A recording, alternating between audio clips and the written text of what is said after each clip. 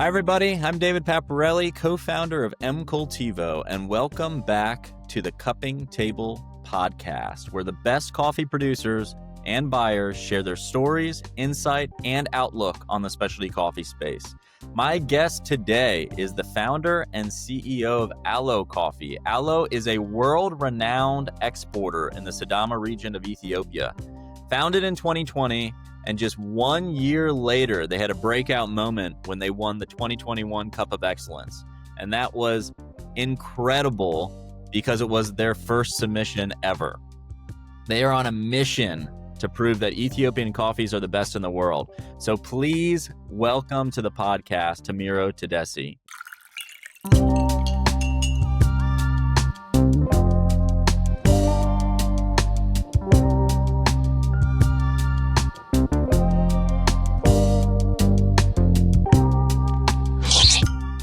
Welcome, Tamiru. Hello, David. Thank you so much for having me. Thank you for joining us. So, easy question to start that I usually ask people is, what is the best cup of coffee that you have had recently? It's our washed coffee processed at our main station, which is the winner of COE 2021. It's washed and washed guy.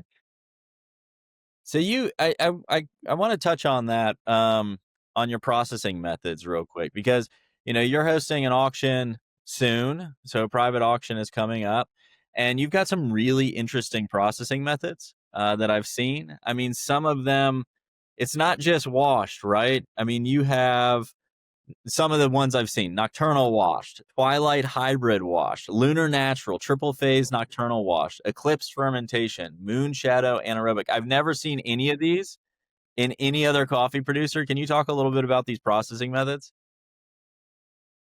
Actually, I'm a big fan of, trying new process, especially, because, it will give you chance to have different lots. Because if you do the same process, coffee might taste the same. So, I'm doing some research on the processing also. It happened that, I have a lot of friends who are passionate about processing. That's why we are trying different process at our station. It's not only about processing, but some of the coffee we are using different drying techniques, and we end up with different profile. That's why we kept doing it every time. And in Ethiopia, I think we are the first one to have like more than 60 processing type at one station. So I mean, that's working. So I mean, everyone loved it. That's why we kept trying, repeating it every year. Where do you study these processing methods? Where do you get the ideas to try these different things? A lot of the process, it's I learned from friends. Like, I have one friend, especially in Taiwan. His name is Eric, and my friend from Arches is from partners. My background is engineering, and I'm very open to try everything they recommend. And whenever they visit me, I suggest them, to try whatever they think, but we only use what we have here. We don't do crazy fermentation. We ferment, the maximum we did is like 10 days. That's in very cool environment, but mostly we do 3 to 4 days. That's like 72 hour to 120 hour. But then we are playing with the cascara, the skin of the coffee, mucilage, and everything is from coffee, like most. So using those three separately and together, we do anything, whatever they ask, they can try it. And, but they have to buy that coffee, that lot. And I learned from mostly it's from friends. So for all these processing methods, they all sound different. I'm sure they are, right? I would love to get into why you name them what you name them, but are there any fundamentals that you try and keep to? You mentioned that you don't ferment for more than 10 days, but what are kind of the fundamental tenets of creating a quality process for aloe? Uh, can you say that one again? Yeah, what are the things you try to stick to? Kind of the tenets, the key principles when you're kind of processing coffee. You're gonna have 60 different processing methods, but I'm sure there's things that are similar about all of them. What are the similarities between the 60 processing methods that you try and stick to or tell your team they need to stick to? Yeah, I mean, among all our process, we just want to have the terroir, the original taste of the origin, that Banza area especially, because the reason we do a lot of process, we have a lot of station, but we try this all process at higher altitude, like 2,400 and above. So, you know, you will not get a lot of coffee at such altitude. It's so high. So, I mean, even without any process, coffee tastes so good. So we want to have those, highlight that terroir. We don't want to lose that terroir. That's why we keep it simple. But the principle we want to keep it to keep the originality, the terroir of the area, and the taste of the soil. On every lot we want to have that one. Yeah, you don't want people to taste the processing method. You want them to taste the coffee, right? Yeah, Um, yeah. so you're just kind of polishing that terroir, quality and flavor. Yeah, I mean, and then you mentioned you're playing with cascara, so you're playing with the mucilage and the skin of the cherry. Can you walk us through from kind of cherry through to, fully exportable coffee? Kind of what are you doing there? What's the secret process there? Yeah, I mean, look, we have coffee, so we are not using yeast here. So what we have is, the mosto is juice of the coffee. When you ferment, you end up with juice of the coffee. We use that one for fermentation. Also, we have cascara. When we do washed or honey, when we remove the skin of the coffee, we reserve that one. We dry them, then we brew them. So when we ferment again using those, we use the pots, we use that normal temperature. And also when we do washed, we have mechanical mucilage remover. So there is chance to reserve the mucilage, so it's very juicy. It needs to look like, juice of sugar cane. We reserve that one. We use that one for fermentation.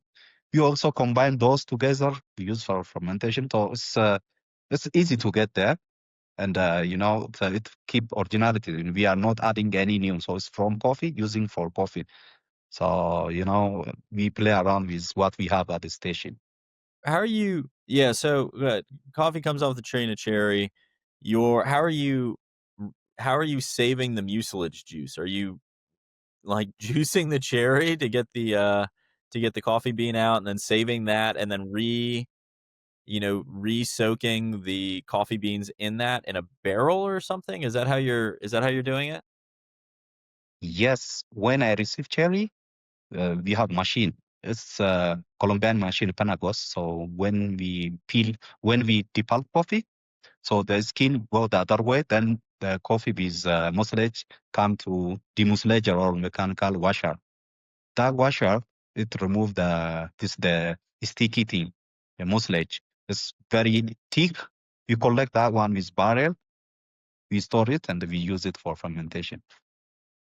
Okay, and you're not fermenting all your coffees that way? Washed is not done, or all your coffees having some re-entry of the mucilage and using that natural yeast for fermentation for every coffee. Is that a base for what you do? Or is washed a little Uh, bit different? no, most of our production, the big one is naturals. Just when we receive cherry, we dry them on the bed, raised bed. Then the next biggest is zero fermentation washed. As we receive the coffee, we remove the pulp, then wash without any fermentation immediately by using mechanical demucilator or the one I mentioned later. That's the second biggest. Then we have experimental lots, a lot of process Got it. as I mentioned by small lots, price also higher. Also there are customized lots which will be ordered with our friends. They ask us anaerobic or natural, or or we use those three things and ferment for them, washed, and we might finish with washed with natural, it depend on the request. So this the main one. And at the auction lot we did at different area.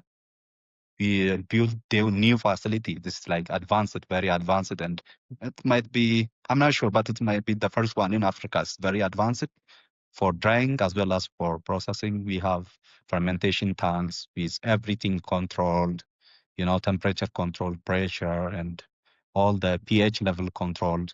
We didn't use that one for past harvest, but we are going to use it for next harvest. Then also we have a drying facility with the ventilation indoor, and we already dried on that facility for these auction lots. We used that this year.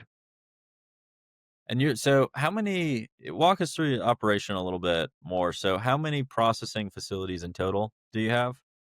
So how many washing stations do you have? How many, do you have a dry mill? Walk us through your operation a little bit. Yeah, we are based mainly in Sidama region. So it's the head of the operations in Bensa. So our top lots are from Bensa area. And Alo, by the way, is this name of a small village and located in Bensa. And it's so high altitude, and it's the place I'm born and raised. We have totally around 13 stations. So us in Ethiopia, when you say station, it might be the big one, or also it might be the smaller one. Like we might process like 7 ton of coffee totally. That's small for Ethiopia. So the biggest one we produce like 6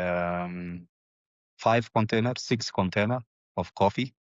That's 100 ton. And the smallest is 5 tons. So we have totally 13 operation.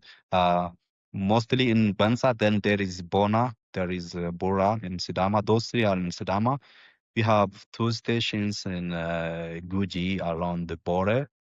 And we have 4 stations in West Arsin, Nansabo. I mean, that's amazing. I mean, you guys have only been around for 5 years, right? Yes. 5 years. So, I mean, and you were a were you a university professor before and an electrical engineer? Is that right? Yeah, not professor, but in Ethiopia you can teach, if you are graduated by first degree, if you have first degree, and if you have good GPA, you can be teacher, assistant lecturer.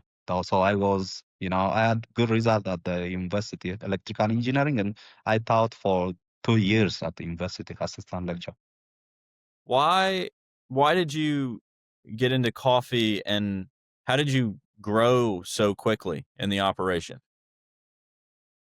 Look, before that, after I left university, I joined for my master's degree. I come to capital Addis Ababa. Then I was there at the school for 2 years. Then I joined one of exporting company. They produce and export coffee. I worked there for 6 years. So I had experience. After I left that company, back then, coffee business was so risky because that time it's like, selling commercial coffee. You cannot export what you processed directly. It has to come through ECX, Ethiopian Commodity Exchange. So there is no guarantee you can get what you processed at the station. So that time there was a lot of loss on exporting side. So I kept importing housewares from China and selling locally. Then in 2020, at the end of 2019, there was competition, and they changed the rule before that, so that you can sell what you produce, you can export from your farm. Then So, after that, couple of us. yeah, so just to pause there, just to make sure clear on that. So, before 2019, all coffee that was produced had to be sold through the Ethiopian Coffee Exchange. Is that right? Yes, And so it yes. had to be sold and exported through the ECX. So if you wanted to buy Ethiopian coffee, you had to go through that mode, that Now, channel. actually, there are exporters. Exporters can export, but they have to bid to buy from Ethiopian Commodity Exchange. When you bid, you cannot see whose coffee is this. Only you can see only the grade of the coffee, and you buy it. It is Okay. not traceable. They Yeah. use first in, first out. Right. So you couldn't, for example, Alo couldn't put coffee on the ECX and then Alo rebuy that coffee from the ECX and sell it. It was just all graded first in, first out. Yes. Okay. So then more competition came in and the government decided to change laws around that. Is that what occurred? What was the pressure? Why change that law? Yeah, because back then everyone was opposing the ECX operation. It was good for payment, but for specialties it didn't work, and a lot of exporters and the producers they lost the money. So they were asking, and also the government changed. People who are running that time the politics they changed the rule. Because it's all the way. It's only work in Ethiopia. You cannot sell what you have at the farm. You cannot export it. It's weird. So they changed that rule. Then after 1 or 2 years, competition of Cup of Excellence held in Ethiopia. So then the winner was from my area, neighbor to me. Like this is from Bans at that time, and I know that place. Then I thought, if I go to coffee and if I use my background, by my knowledge, so I might bring something new for coffee industry. And I thought it's the right time to start coffee. And the plan was to process small volume because big volume, I know company who do big volume, but they're losing money. So if I produce a small one, and if I compete, and then, if I win, the target was to win competition. First place, by the way, not even second. To win first place. Yeah, even I promised to my friend, I'm going to win the next year, and we are going to have my coffee. He trusted me. He reserved my coffee, and he bought all the remaining lot from auction. Then I processed coffee. I went to my village, so high altitude. I knew altitude was big difference, and then I also did something different from other producers, and I put the coffee, and I win number one. What was the coffee it was obviously a micro lot. What was it? What was the processing method? What made the coffee so unique that you entered? I submitted 2 lots because that time you can compete with 2 lots. One was anaerobic natural, and the other was just a natural process. So the anaerobic natural was number one, scored above 19. Also the natural scored above 19. This number 5. What did it sell for in the Cup of Excellence auction? Auction back then, because we put a big volume. It's like 1,200 kilogram each lot. So it's big volume. And it's sold for, the first one sold for around $330 per kilogram. And I remember the total sales was $420,000 from 2 lots. It's Wow. record Did you? until now. I mean, were you? Could you have imagined that price when you entered the competition, or did that exceed expectations? What were your thoughts when you won that? When you won that Yeah, auction? actually, I didn't expect, this amount, but, I was sure about the winning at the beginning, but the money was so big. Actually, the money was not, the plan, I just wanted to win, that's back then I had, initial capital, so I was not so desperate to get money, just to make name and to show the world what our coffee can be. That was the Where'd you plan. get where'd you get the initial capital or investment? Like, because you grew so quickly. I mean, this is unbelievable how much you've had to invest over the last 5 years to grow this, to grow Aloe to be what it is. I'm sure there's more to go. But how did you do that? Yeah, as I told you, as I left that company, I was, importing from China and selling local. So that time I have initial capital from, uh, that importing company. When I went to coffee business, I just bought like 1.5 container of coffee. That's worth of back then maybe $100,000. Yeah. So yeah, so after that year, because of I got from auction like $360,000, and then I had other sales too. So next year also I took bank loan at in 2021 because they saw my reputation, they trusted me, and I also had help from our friends in Diavanza. They helped me. Then I got loan.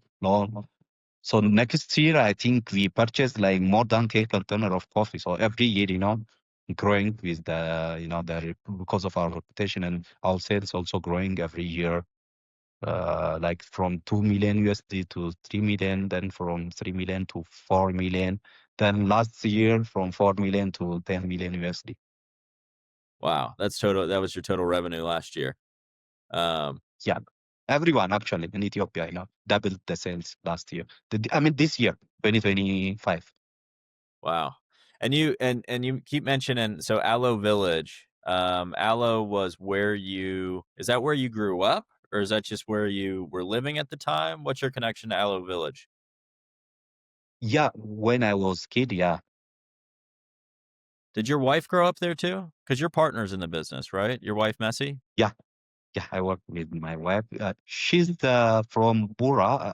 If you heard about Bura, is that the name, the first winner, 2020 winner was from Bura. It used to be under Bansa, as neighbor, like 15 kilometers from that area. So it's very close to her, area too. Okay. Did you guys both grow up in coffee? Did you grow up on a coffee farm? And I mean, you're obviously in a coffee environment, but did your parents do anything with coffee?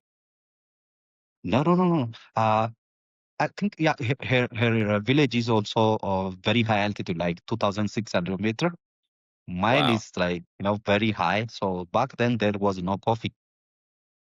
We have a lot of titles, we spend our time with the family, keeping, the kettles there, taking care of, we have sheep, we have goats, cows. So yeah, that's the thing we were doing when we were kids. But I have uncle, so sometimes my mom, she go there to pick cherry and try and bring back to home for drinking. As you know, in Ethiopia, all the family, they drink coffee, they love coffee. So that's the only experience. But when I was kid, uh, I was rank one student, so my focus was to attend the school every day. Yeah. But so you get your degree in electrical engineer. At what point in your life did you start thinking I'm going to pursue a career in coffee?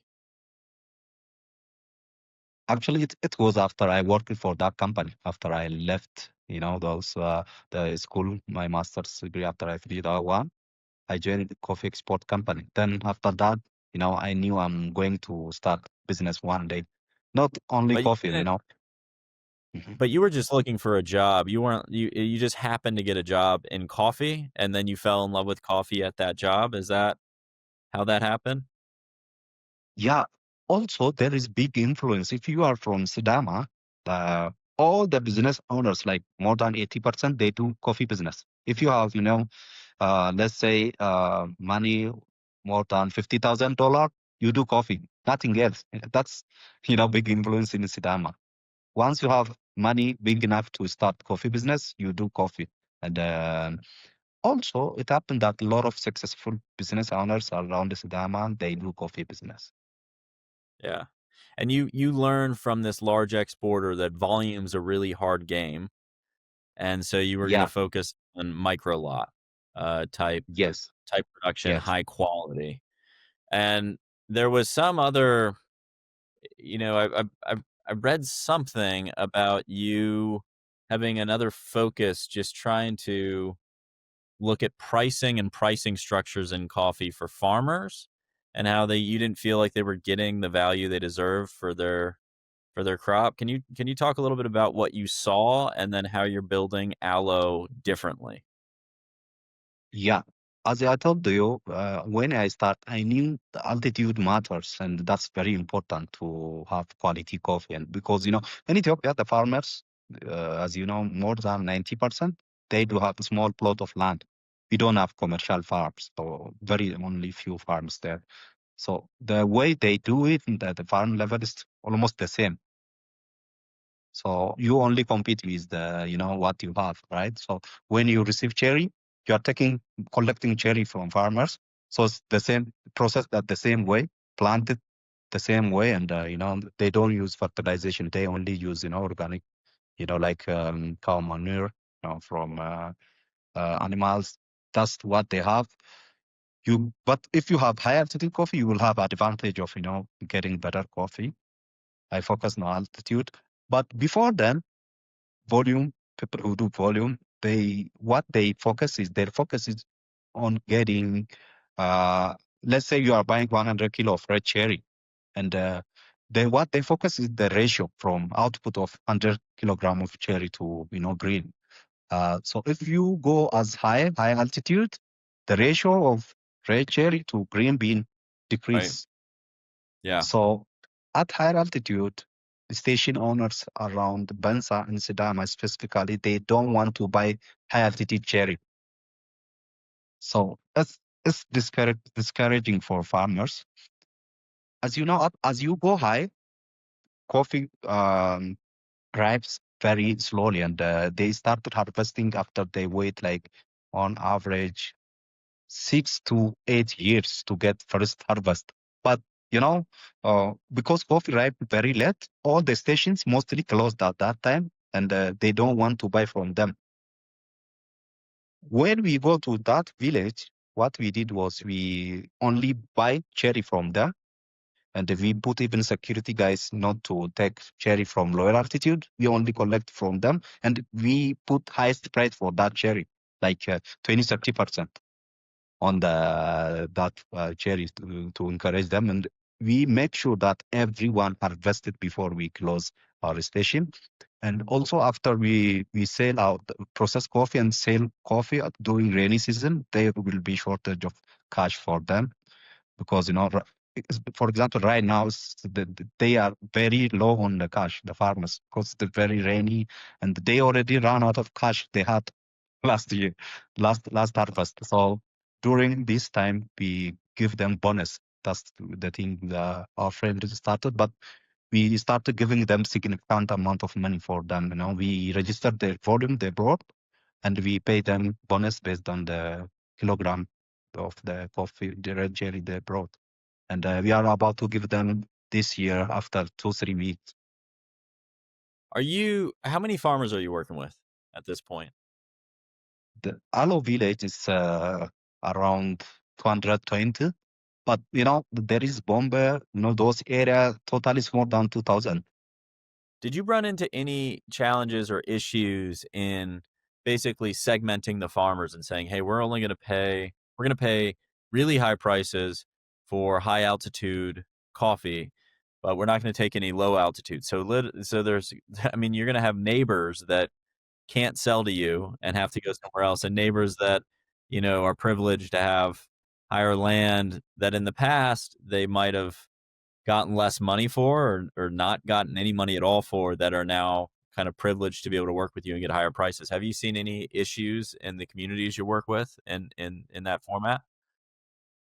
Yeah, there is actually this problem. The challenge is not from farmers themselves, farmers would understand. But sometimes there are middlemen who, collect cherry from farmers and try to bring, to you. But as I told you, we have a station. Let's say our station is located at so high altitude, but still they can't bring it from lower altitude by using, motorbike or, like horse or donkey. What we did is we put someone, the security guys, all the road which lead to our area. And also there are farmers, I'm from that village. Also, my workers are from that village.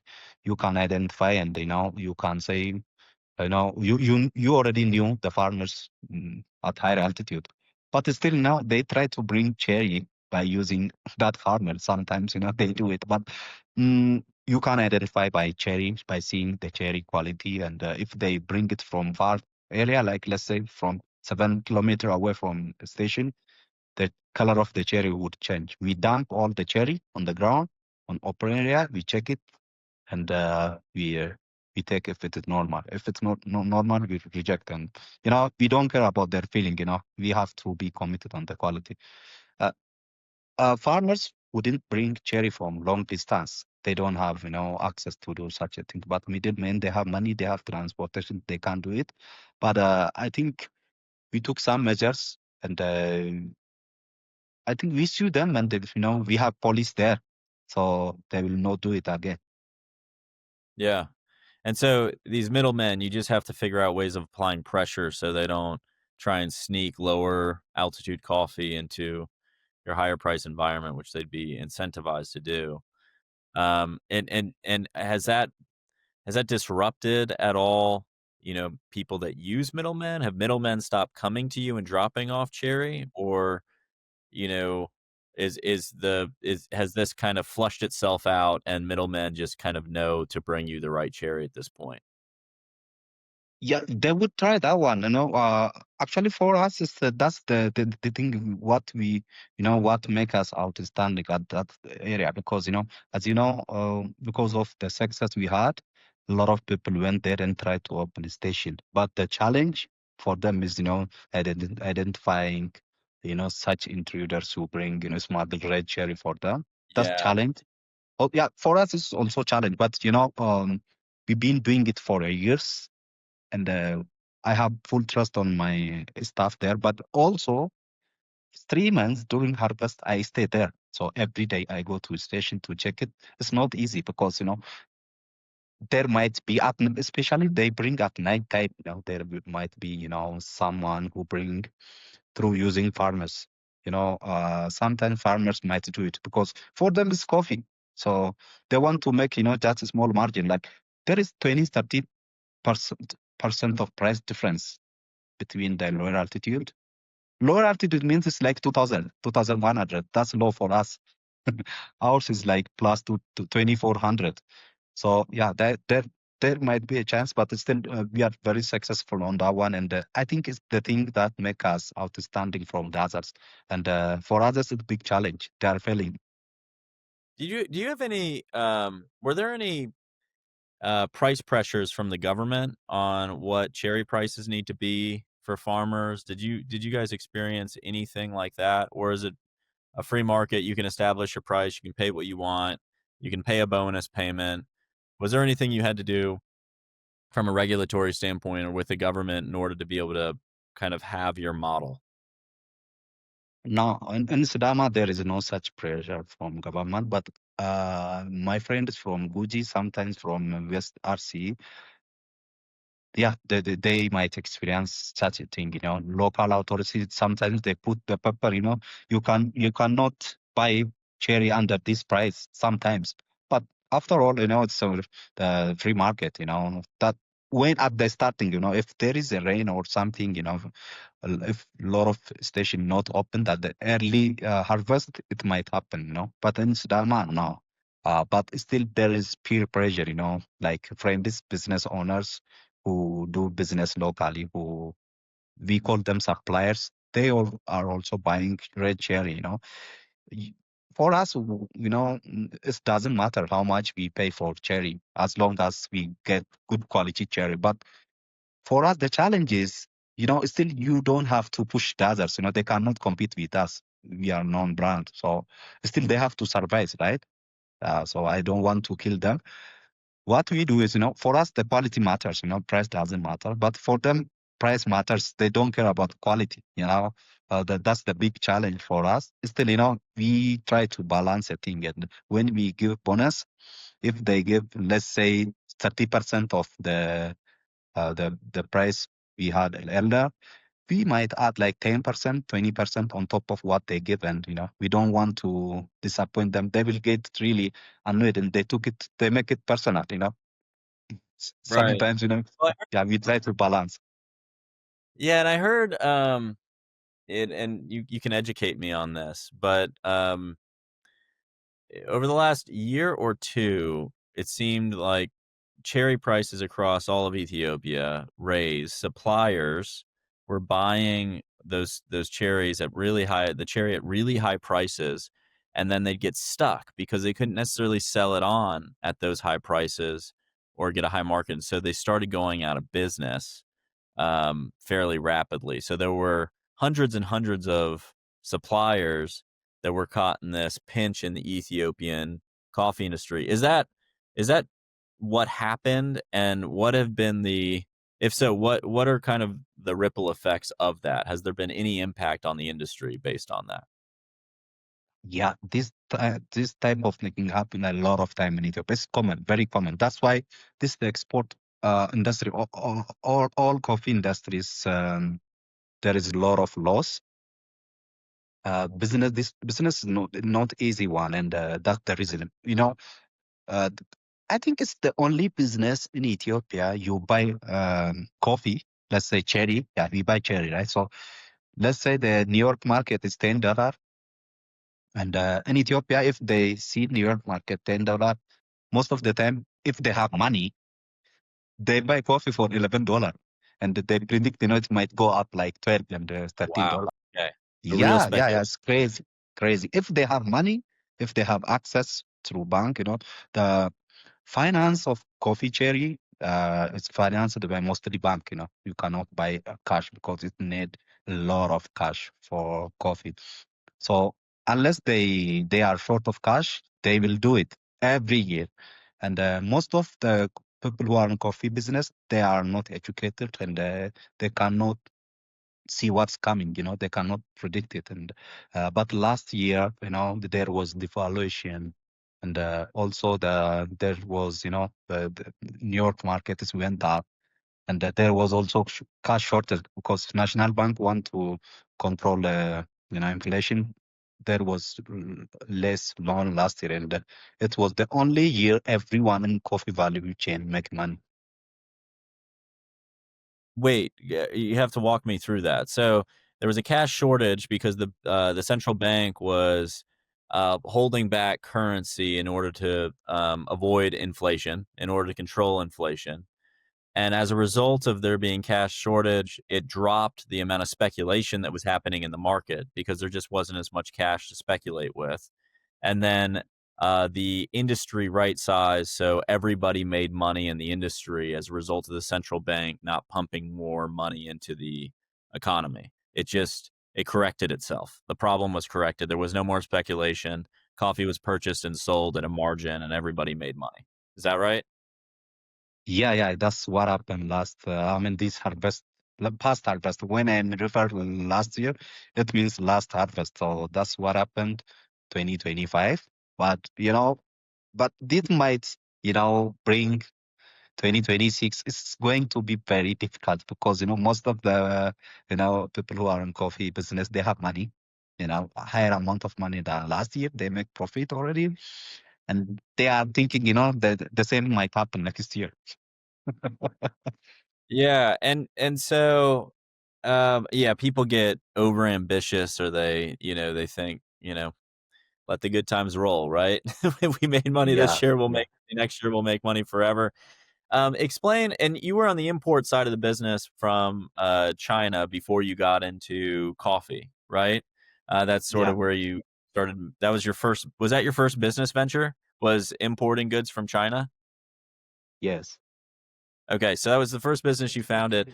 I've heard this in Ethiopia, and you got to explain this to me too, where people they're importing to fund an exporting business.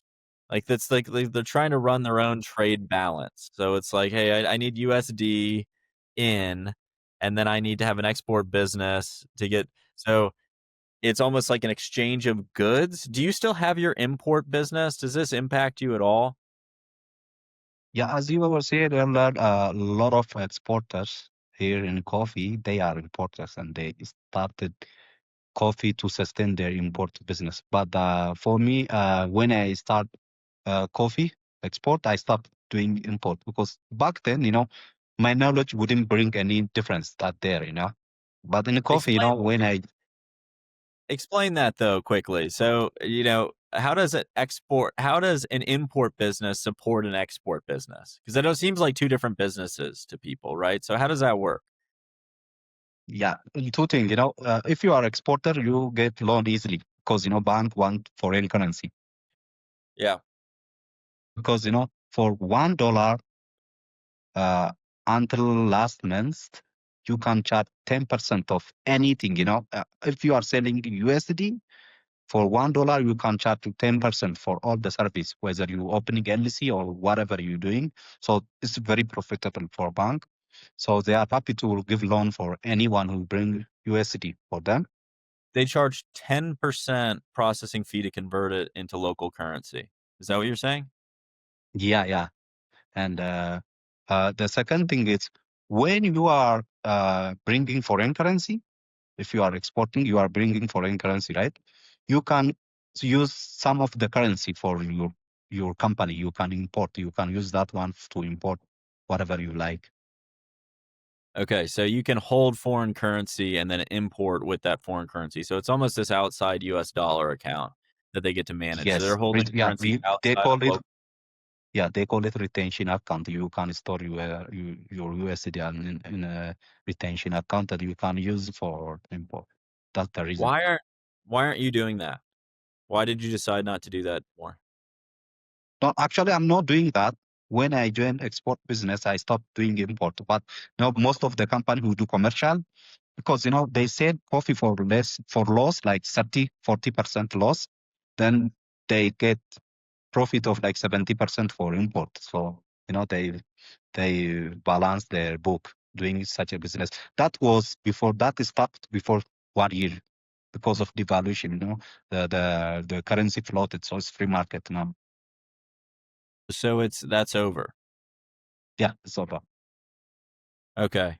And so so this holding a dollar account no longer is as meaningful because the currency's more pegged to the dollar and the banks aren't charging 10% processing fees in the same way?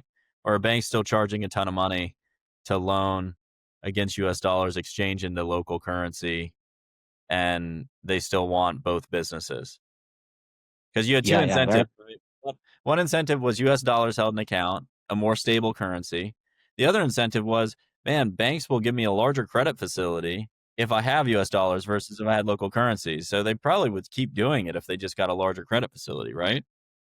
Yeah, yeah, yeah. That's why, coffee was one of, challenging business because, a lot of people coming with a lot of money without knowledge of coffee, pouring this all money in this industry. And, it's make miserable for exporters who do coffee. But, I think now it's getting better. I think this business is standing by itself now. It's sustainable. Also, bank cannot charge more than 4% now. There is a rule. I think it's now getting better. That's great. Yeah, because what you're saying is interesting because it creates a bubble, right? You have all these companies flooding cash into the coffee market, which raises prices for coffee, but they're only doing it to get access to US dollars coming in. They don't really care if they make money on the coffee business. And so then they have the US dollars, they get larger credit facilities, and they can run their import businesses profitably on the other side. So they don't really care.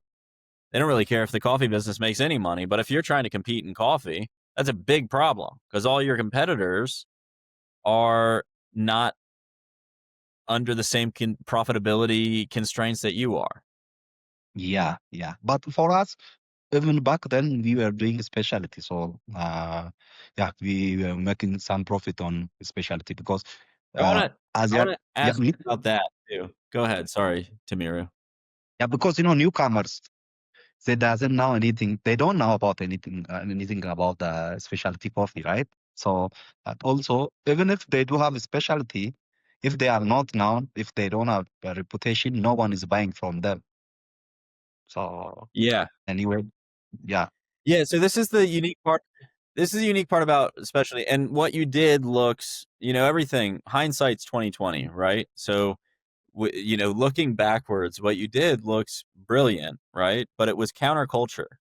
Like you had a Ethiopia had a way of producing coffee which was ECX commodity focused. You said, okay, this is a trend that's breaking. I'm going to step into the specialty coffee segment. But you must have had people telling you that that was a bad idea because everybody else was doing it a different way than you, right? So what gave you the idea to just hey, I'm just going to do high end differentiated specialty coffee and create a brand around that? Why do that instead of doing it the way that Ethiopia has always done it, and who inspired you to do that? Actually, back then, everyone was doing the same way. Almost everyone, except you can say Geisha village because they have farm, they have their own way of doing things. But no, they said small volume back then. But naturally, even when I was kid, I want to have my own thing, the unique thing. So that's also the inspiration. Also back then, I think I was one of the few people who have, educational background who joined coffee industry.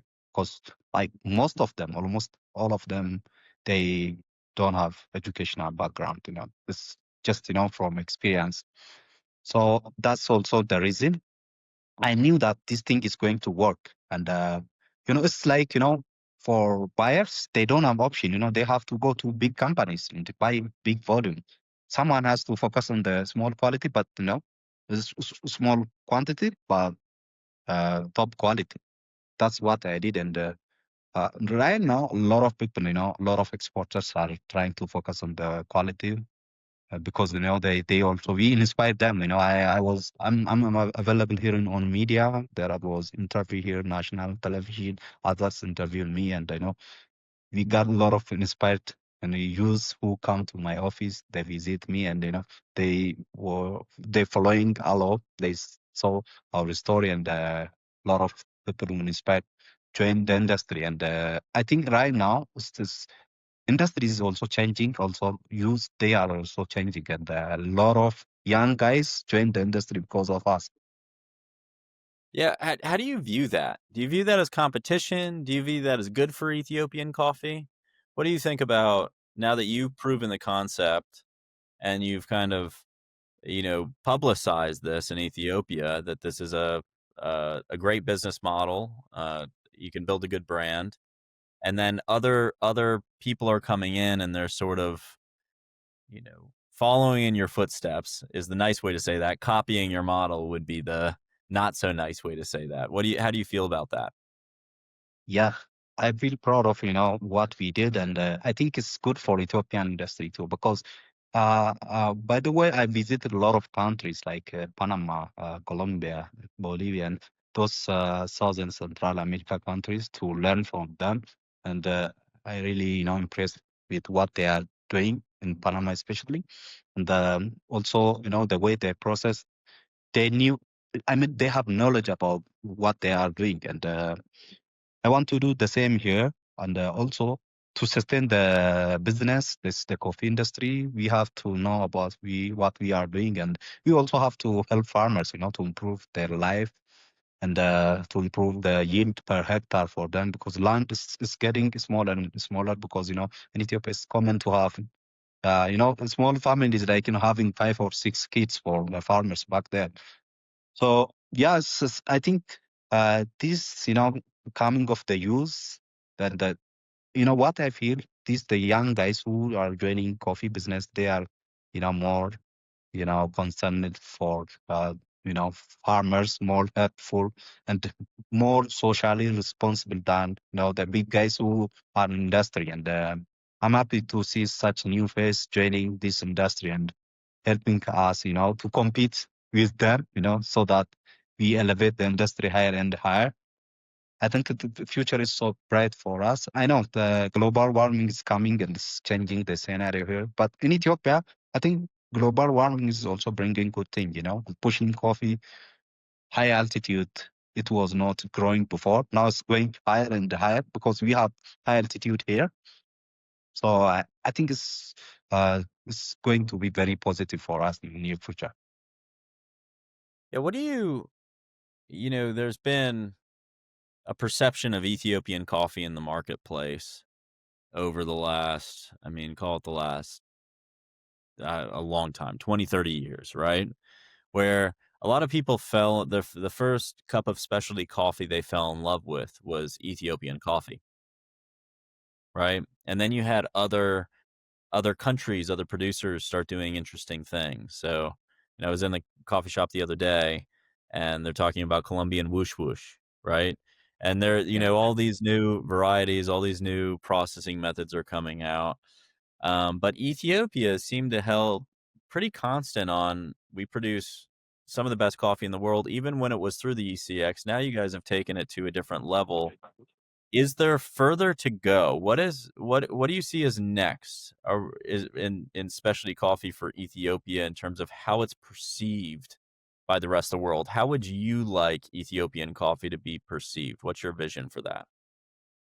Yeah, actually, in Ethiopian coffee is the, when you interview or meet everyone, when they tell you the first time they fell in love with coffees, Ethiopian coffees, most of, people who consume Ethiopian coffee. So everyone knew we have top quality coffee, but it's all about nature, it's just like gift from God. So we are not doing anything to improve, then to take it to next level. But right now I see the science, that it's changing, even this one, that we are, I think I'm not right now this year, you guys had three private auction from Ethiopia. Beside Geisha Village, no one was doing that, right? This is the change, and to start to have such private auction, you have to do something, uh, and you have to be known in the coffee industry. And there is sign, it's changing, and it's so positive. Also, if you see at the farming level, the farmers, most of the exporters, they are getting involved more and more in daily life with farmers. But before, they sit in capital, Addis Ababa, they just buy coffee from, auctions through ESEX. They are not going to farm and helping, to change the life of the farmers, as well as, help them on development side of, the farm. But right now, we are helping the farm, giving seeds and training them how to plant, how to take care of the farm. And a lot of the exports are doing that. So I think it's now within 5 to 10 years, we might see different effect on the specialty coffee industry in the whole uh, world. And I will see the Ethiopian coffee getting more fame and world stage. And you can see what's happening in Panama. They are really, changing the coffee the scenario. Everything is, amazing. But in Ethiopia, it's like, we have amazing thing, but we are like, I can't say like we are sleeping, but we are jammed. It's like sleeping jam. But in 5 to 10 years, we are trying to change that. Also, I have a lot of friends who are joining this industry and pushing this industry to next level. Yeah, I think it's Yeah, and so with exporters now investing in, I guess that would be the one question is why are more people investing in farmers and development projects and nurseries and helping with seeds and varietals, and why are they doing all that? Why are they investing all that in farmers at this point? yeah, as I told you now, doing commercial coffee is not profitable, and there is a lot of competition. Unless you do specialty, you are not going to survive in long term, right? So that's the reason a lot of people who are, pushing this specialty coffee. If you want to sustain and survive on specialty coffee, you have to have good relation with farmers. That's the reason. And also, they have to compete with us, with Tasty, the other company who are helping farmers, giving seeds like company like Diabansa.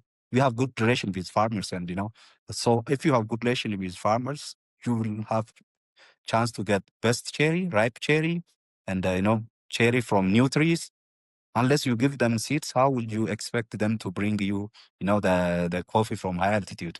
And in high altitude, it's not easy to get the seeds for them. So you have to go there.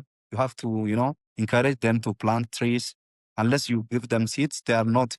Someone might come and occupy that area, distribute seeds. I might go there and invest. So they have to, compete with me. That's why they are doing it. You've been able to differentiate yourself to buyers against other coffee producers in the world, against other coffee producers in Ethiopia. And I'd be curious about the reason why buyers buy from Alo instead of other coffee producers. What is it about Alo that is different? Yeah, I think number one reason is the our quality, the quality of coffee we had, and we are very different from other companies. And the second thing is also there is, my personality. In Ethiopia, it's not easy to get trustable exporters. They give you this sample, they might change that sample during shipment. So there is no guarantee to get what you cup before you purchase.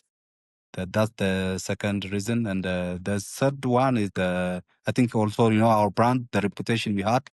We've been in this industry for past 5 years, and every year we are trying to improve, what we had last year. And we most of the time we invite them to come to, for example, China or Asia.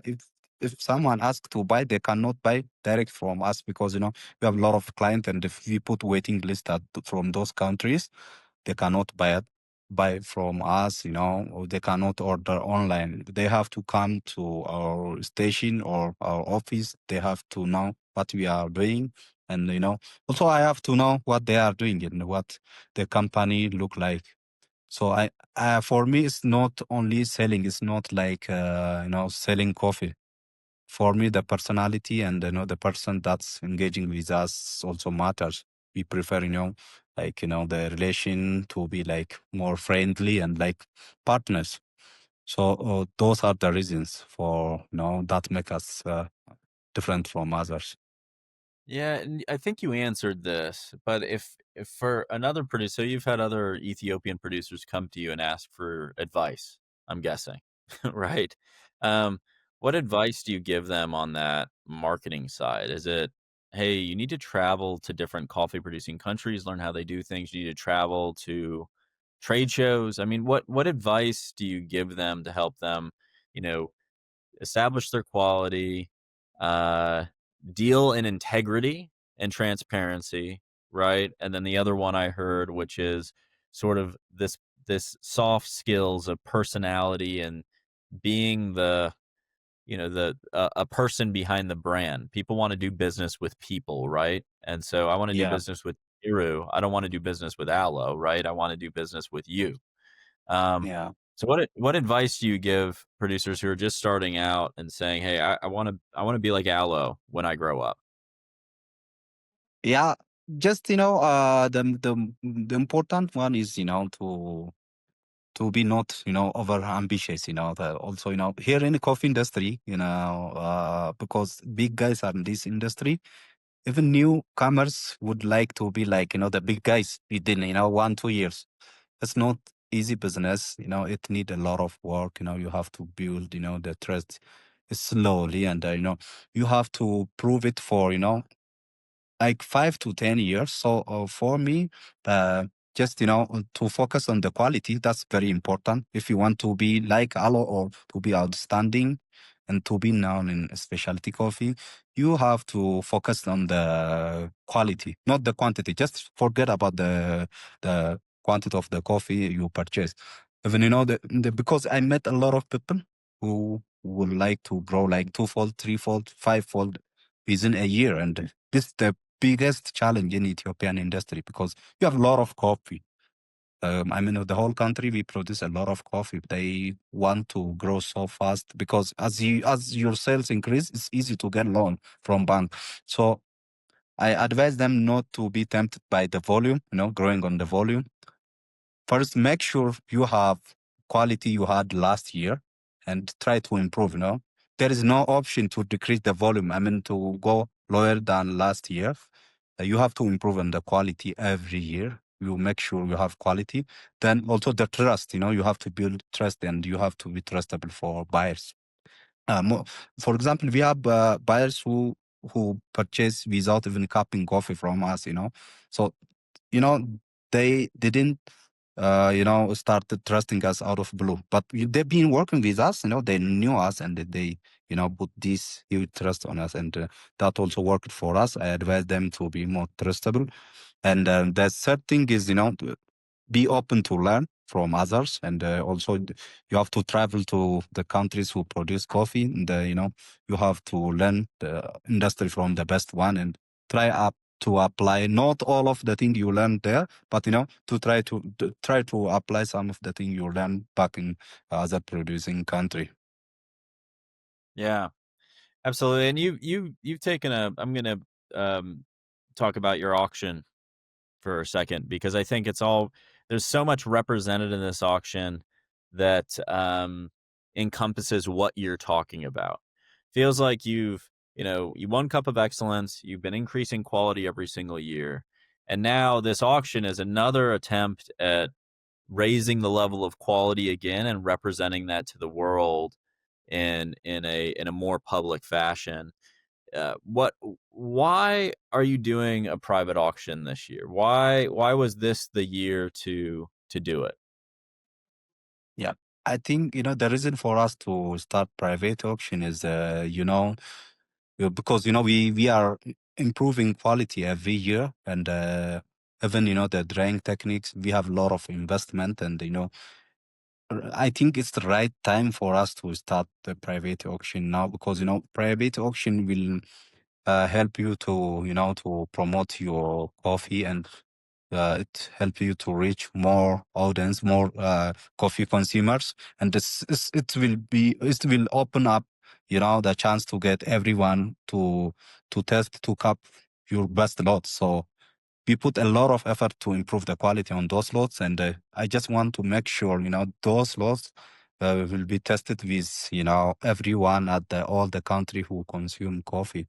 And also those countries, as I mentioned, I traveled, they are the best ones are doing private auction, and I think it's helped to build brand, and build the brand of that company as well as the country as a whole. It changed the industry. And if you have best coffee, and if you have small lots curated with care, I think private auction, like company like because most of the private auction is uh, under your company, so it's the best farms are doing it, right? So we have to do it to reach to more consumers. That's the main reason for us. Well, I think I obviously agree with you, Tamiru, and I just want to thank you so much for the time today, for you sharing your wisdom. I should mention that your private auction, so this is the first one Alo's ever done, is going to be from September 9th through the 11th. So this is going to Yes. be September 9th through 11th.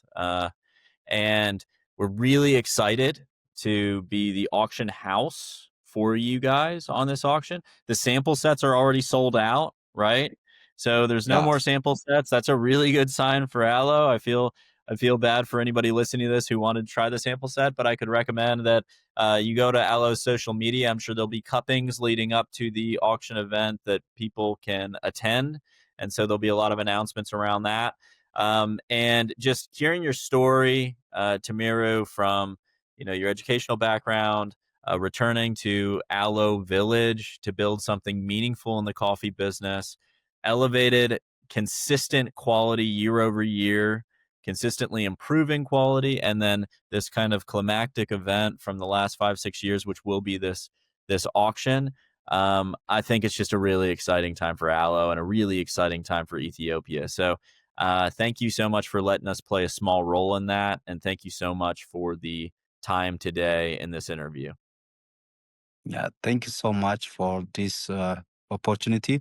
Also, it happened that sometimes it's first time for us, so we didn't make it on time. And your team was amazing. They helped us, and they waited patiently for us to, you know, bring everything on the table. Also, as you mentioned earlier, we are sold out. We sold out all the sample sets, but still, there will be cupping tour in main cities, mostly in China, like 6 cities in China, and also Dubai, as well as Bangkok, and we are doing it in Seoul, South Korea. I'm personally traveling, starting from tomorrow. I'm going to Asia to do cupping. They might, they can join me there. Because we are going to post on social media, and we will announce, our next program. So we are so excited, looking forward to auction. Thank you so much. So if you're in Dubai, UAE, if you're in Seoul, South Korea. If you're in China, you're going to have a chance to meet Tamiru and cup these amazing Alo coffees alongside him, and what a privilege. So follow Alo's social media. We'll put that in the description. Just look forward to seeing what happens here, Tamiru, and I can't wait. I hope this is something we get to do every single year. Thank you for electing us as the auction house again, and again, we'll talk to you soon. Okay. Thank you so much. Talk to you soon. Bye-bye.